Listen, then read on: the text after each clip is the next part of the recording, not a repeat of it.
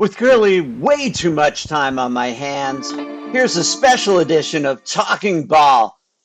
Um, oh, so sweet, the Sweet 16. Tomorrow night's matchup, as you know, 9:39, Duke, Arizona, Sweet 16. We greatly appreciate all the Arizona fans that have shared your comments with us on our Talking Ball network. Jack, I'm sure, has been responsive to you, and we do appreciate that you joined in our madness in following Duke basketball.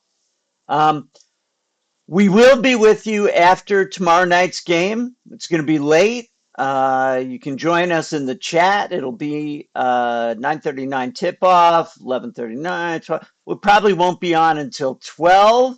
Well, maybe 9 o'clock Arizona time. But for us, it'll be happy that we're up at midnight.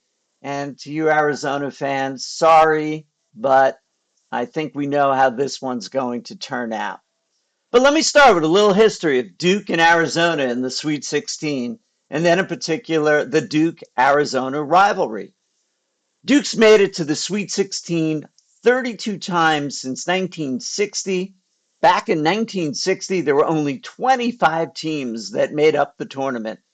The field expanded to 64 in 1985, and since then, Duke made the Sweet 16 26 times. There were two runs during that period when they made it 7 consecutive years and then again 9 consecutive years. But in fairness to you Arizona fans, since the field was expanded to 64, Arizona has made it a very respectable 20 times, the Elite Eight 11 times, the Final Four 4 times, and made it to the finals twice, where they lost to our arch rival, Kentucky. Actually, no, you beat Kentucky. And good for you, because recently I heard Governor Andy Beshear say there are only two things that matter in the state of Kentucky, and that is to root for Kentucky and to beat Duke. And maybe you Arizona fans would agree with that, but we do know it happened in 2001. But in 1997, when Arizona won its only national championship, it was only ranked 16 in the AP poll. That year, there wasn't a lot of sense among the Arizona fans that they were going to win the national championship. But they went on a run that was purely inspirational. They beat 3 number 1 seeds and then did go on to beat Kentucky. So in that, we're really happy that you did. In the modern era, Duke would make it to the Elite Eight 18 times, then 13 times to the Final Four, 9 to the finals, resulting in 5 national championships.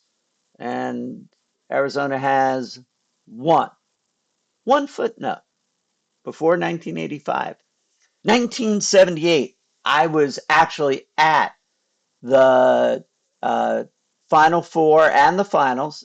It was in St. Louis, and that is when I became a Duke fan and a Kentucky hater. Because who did we lose to in the finals? Kentucky. And there it was, forever. Duke fan, Kentucky hater. Um, we did lose 4 times in the national championship games. We had 5 championships. We lost 4 times. We lost to Louisville by 3. Never nervous, Purvis Ellison. We were crushed by the 1990 UNLV Running Rebels, only to get revenge the next year when no one thought it was possible. We lost to Arkansas and their 40 minutes of hell defense.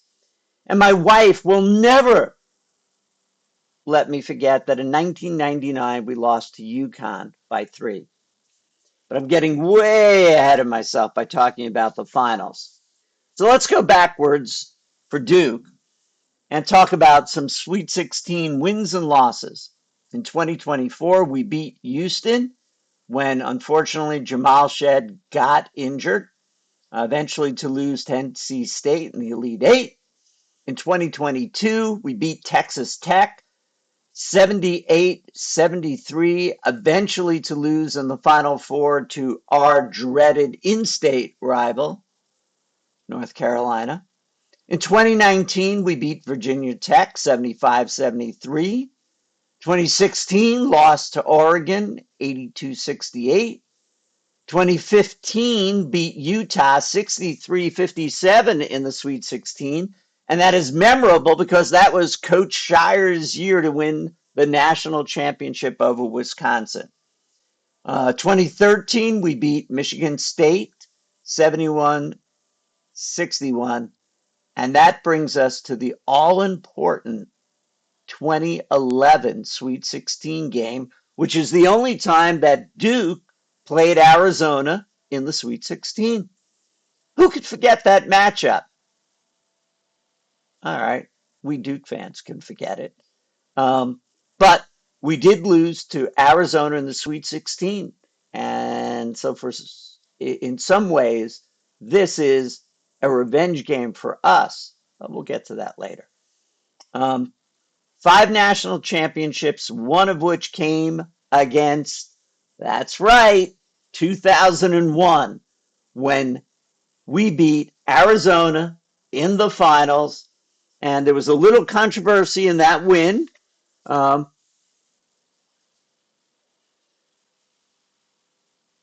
nonetheless, going back to 1961, overall, Arizona holds a 6-5 lead in the matchups with Duke.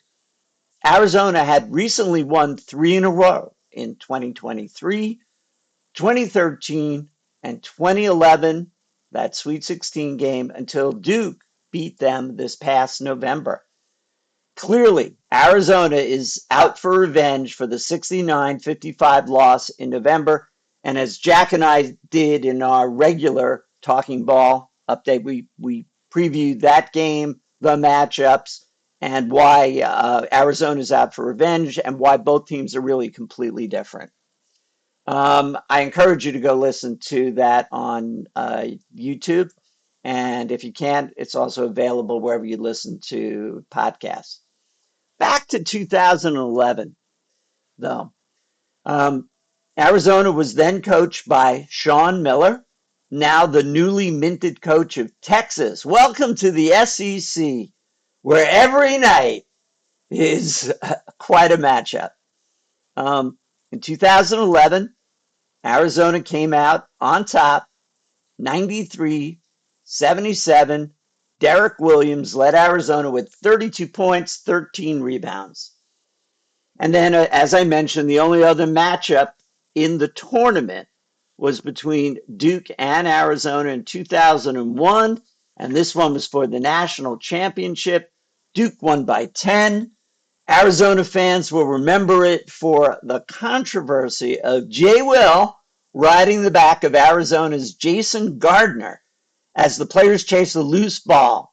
There was no call, which helped Duke, as it would have been Jay Will's 3rd foul in the first half. Now, the spread of the game was 10 points, but there are those that say it could have changed the outcome of the game. And Jay Will, many years later, did admit, hey, what else was I supposed to do? The ball was going out of bounds. And then you got to go all the way back to 1991 when Arizona beat Duke in double overtime, 103-96. This was not a tournament game. Everyone remembers that game.